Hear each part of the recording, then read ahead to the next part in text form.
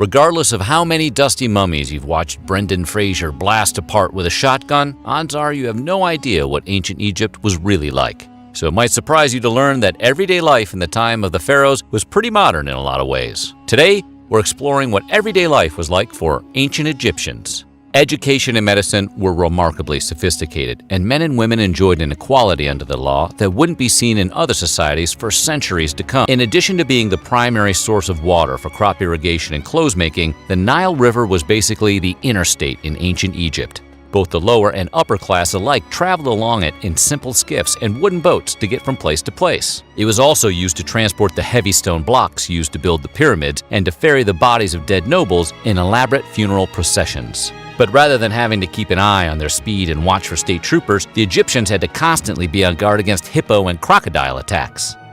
The pharaoh Menes was killed by a hippo while traveling on the Nile, and it's been suggested that a hippo may have maimed King Tut in a similar attack, leading to his premature death. Insert hungry hippos joke here. Beer making was first recorded 18,000 years ago in ancient Egypt.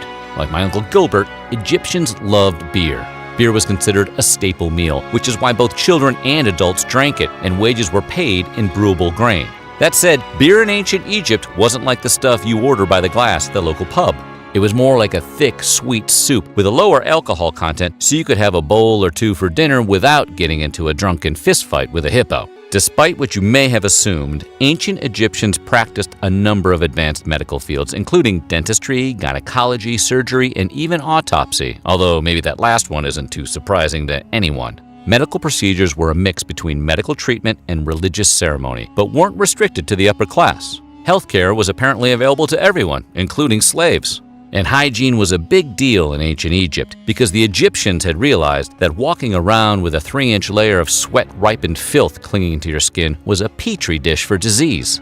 As a result, they bathed constantly, using soap made from salt and animal and vegetable oils, and it was commonplace for both men and women to completely shave off all their body hair, even the hair on their heads. The Egyptians also made fragrances. Perfumes brewed from lily, myrrh, and cardamom were common, and they may have even created the first deodorant using a mixture of citrus and cinnamon. We call that scent breakfast. Despite the undeniable anatomical knowledge the ancient Egyptians possessed, they hadn't figured out everything about the human body. They believed that the mind was located in the heart, or ib, and that all thoughts originated from it. The heart was also thought to be the seat of intense emotions like love, sadness, and bravery, a belief shared by almost every culture. As for the brain, the ancient Egyptians clearly didn't think much of it because it was simply thrown in the trash during the mummification process. Maybe they thought it was just skull filling. The judicial system in ancient Egypt was split between two courts, the Kenbet and the Great Kenbet. The lower Kenbet basically dealt with misdemeanors, while the Great Kenbet was reserved for serious crimes like robbery and murder. Typically, the pharaoh's vizier ruled over each case, with ultimate judgment coming from the pharaoh himself. But in especially complicated cases, the courts would defer to the wills of the oracles, or since the oracles never bothered to show up, the statues of the oracles. In these cases, both the prosecution and the defense teams would write out their arguments on a slip of paper and place them on opposite sides of the street. Whichever direction the statues appeared to lean more towards was declared the winner, and the defendant was judged accordingly. That is the most elaborately arbitrary system of justice. As we mentioned earlier, gynecology was a medical field present in ancient Egypt. But much like the heart and brain debate, the ancient Egyptians hadn't quite worked out all the kinks yet. They knew that sex led to childbirth, but they believed the womb was connected to the alimentary canal, the path that carries the food from your mouth to your anus. So in order to test whether or not a woman was fertile, a clove of garlic was inserted into a woman's hoo-hoo. And if the garlic could be smelled on her breath, it meant she was able to bear children. If the garlic couldn't be smelled, that meant there was some kind of blockage or obstruction, and kids were out of the picture. While garlic is a fine ingredient in penne pasta, we cannot recommend its use in this scenario. Board games were a popular pastime in ancient Egypt, and easily the most popular one was a game called Senet. Senet was played on an elongated chess-style board, with each player rolling dice or throwing sticks to move their pieces. Senet was so popular that paintings of Nefertari playing the game have been discovered on ancient temple walls. Archaeologists have yet to discover evidence of anyone playing Hungry Hippos. That game just hit too close to home. In modern cultures, male infants are circumcised at birth, but in ancient Egypt, it was seen as more of a rite of passage into manhood, and as such, it wasn't performed until much later. There are temple paintings depicting priests performing the procedure on boys in their mid to late teens, in case you were wondering whether or not nightmares existed in ancient Egypt. History is unclear about the cultural significance of circumcision in ancient Egypt. For instance, most pharaohs were circumcised, but the procedure was also done to humiliate captives and mark slaves. Confusing. Makeup was ubiquitous in ancient Egypt. Men were not afraid to dip into the mid-2000s Pete Wentz catalog to wear some pretty amazing guyliner. The eye makeup was made from grinding lead ores into a substance called kohl to produce what was essentially lead paint.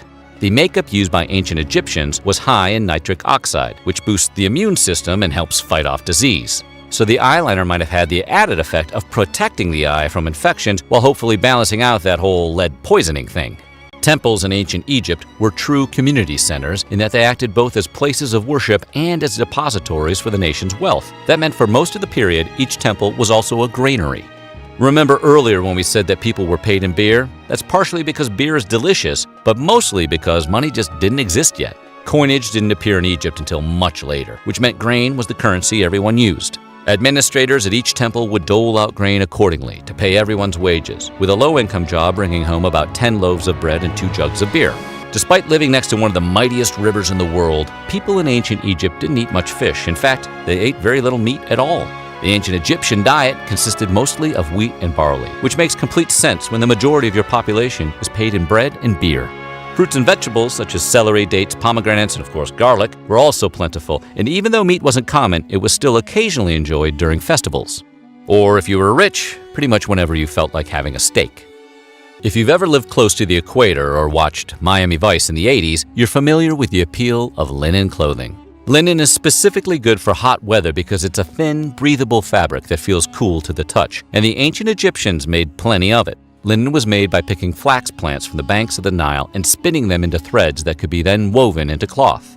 In addition to simply being a practical garment for the desert climate, the fabric was also a symbol of status. The finer the weave and the lighter the color, the more important you were in the social hierarchy.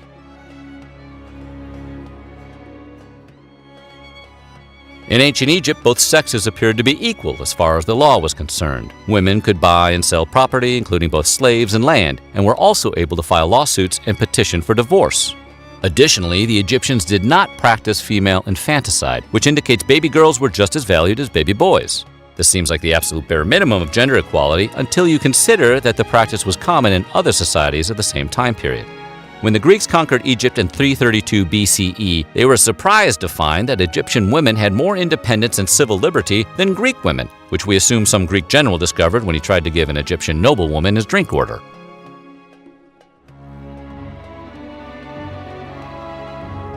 Education was a privilege exclusively reserved for the children of upper-class citizens. Students studied a variety of subjects that more or less resembled a modern curriculum, including reading and writing, mathematics, history, science, and medicine. The wealthiest kids, such as the pharaoh's sons and the sons of nobility, went to the prince's school. But scholarships did exist that allowed certain exceptional lower-class students to attend. It's unclear whether the scholarship was awarded in beer. Ancient Egypt was surprisingly modern in several ways, allowing its citizens to lead lives not totally unrecognizable from the ones we lead today.